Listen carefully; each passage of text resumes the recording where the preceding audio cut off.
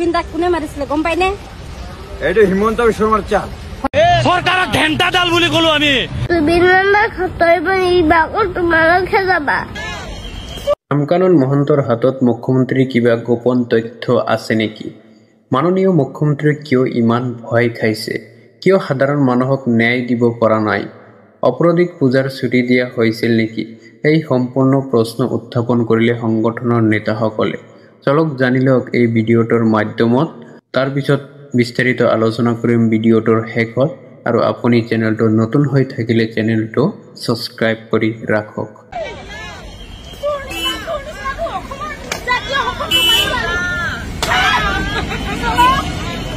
আৰু হিমন্ত বিশ্ব শৰ্মা যিটো লাইন, তেওঁৰ লাইনটো হৈছে তুমি হিন্দু তুমি মুছলমান, তুমি হিন্দু তুমি মুছলমান, তুমি ৰাজবংশী তুমি শিখ তুমি বেংগলী, এই যে ভাগ ভাগ কৰা আৰু ৰাজনীতি কৰা, এই দুটা মানুহ সম্পূৰ্ণ পৃথক। হিমন্ত বিশ্ব শৰ্মাৰ লাইনটো হৈছে তুমি মুছলমান মই হিন্দু তই মুছলমান। আৰু জুবিনদাৰ লাইনটো হৈছে জুবিনদাক কোনে মাৰিছিলে গম পাইনে? এইটো হিমন্ত বিশ্ব শৰ্মাৰ চাল হয় নেকি? আৰু তাক মই সমষ্টি জালে কৰি জ্বলাই দিম। এইটো বজাৰ সঁচা নেকি? তাই ভোট বিজেপি নাপায়, নাপায়, কংগ্ৰেছে পাব। কোনে পাব? কংগ্ৰেছ। কংগ্ৰেছ। সৌৰভ গগৈ। তৰুণ গগৈ ল'ৰাৰ নাম কি? সৌৰভ গগৈ পাব। মই বিজেপিক বহুত ভাল পাইছো। তাক মাৰাৰ পিছত হিমন্ত কেনেকুৱা মাৰিব? হিমন্ত মাৰা নাই নহয়। আৰে চাল আছে, চাল আছে, মানুহ আছে, এমন চাল বহুত আছে। আৰু কৰ্মীক হিমন্তটো চৰকাৰ হয়, কেনেকুৱা মাৰিব?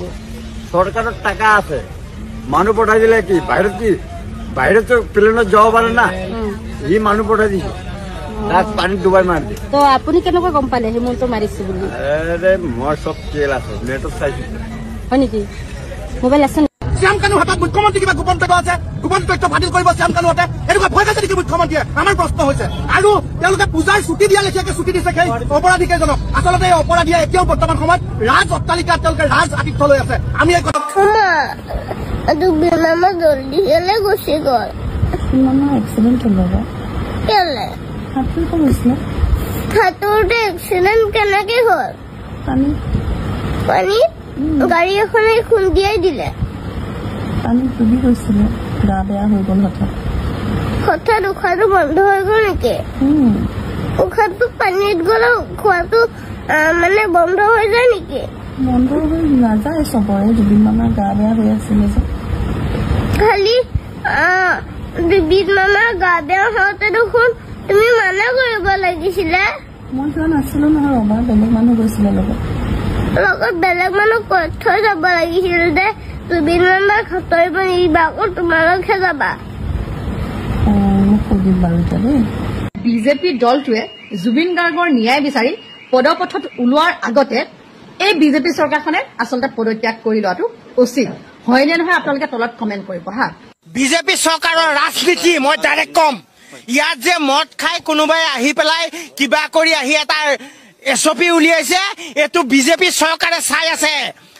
হেমন্ত বিশ্ব শৰ্মাৰ চৰকাৰে এইটো চাই আছে যে কেনেকে কি কৰি পেলাই জুবিনৰ সমাধি ক্ষেত্ৰত মানুহ কমাব পাৰো, কিন্তু জুবিনৰ সমাধি ক্ষেত্ৰত মানুহ কমাব নোৱাৰে।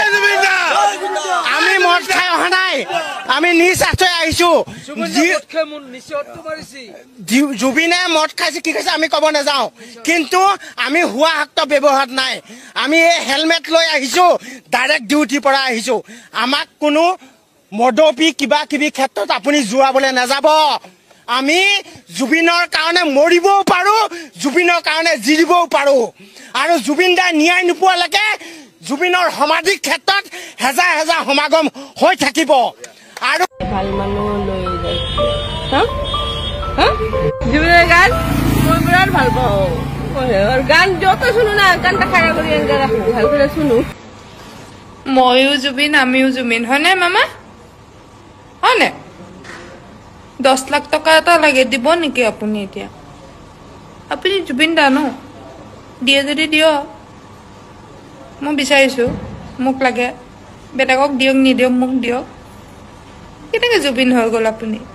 গণতন্ত্ৰত আমি দেখি আহিছিলো যে শাসকীয় দলৰ বিপৰীতে বিৰোধী দলসমূহে প্ৰতিবাদী সভা বা প্ৰতিবাদী মিছিল উলিয়ায়, কিন্তু আজি বিজেপি শাসনত আছে অসমত, আৰু তেওঁলোকে কংগ্ৰেছৰ বিৰুদ্ধে সমদল উলিওৱাটোৱে এক প্ৰকাৰে তেওঁলোকৰ যেন চৰকাৰ অনাগত দিনত নাথাকিব তাৰ প্ৰতি তেওঁ যেন পূৰ্ব আভাস পাইছে এইটোৱে সূচায় হয় 2026 চনত মাননীয় গৌৰৱ গগৈ ডাঙৰীয়াৰ নেতৃত্বত অসমত পুনৰ কংগ্ৰেছৰ চৰকাৰ প্ৰতিষ্ঠা হ'বলৈ গৈ আছে সেই কথাৰ উমান পাই আজি তেওঁলোকে এই ধৰণৰ কাৰ্য কৰিছে ৰাতি 2টা বজাত জুবিনৰ সমাধিত যাব নালাগে নহয় প্ৰয়োজনীয়তা আছে নেকি সূৰ্যৰ পোহৰ হয় 4টা বজাত 4টা বজাত আমি যাম ৰাতি 2টা বজাত 1টা বজাত 12:30 বজাত এটো কি সংস্কৃতি এটোতো নহব নহয় এটলিষ্ট মই মুখ্যমন্ত্ৰী থাকালে অসমত মদৰ দোকান খোলা থাকে নিশা 2 বজালৈ আৰু জুবিন ক্ষেত্ৰ বন্ধ হ'ব লাগে নিশা 10 বজাতে মোৰ পাত্ৰখিনি আৰু ইয়াত অসম চৰকাৰৰ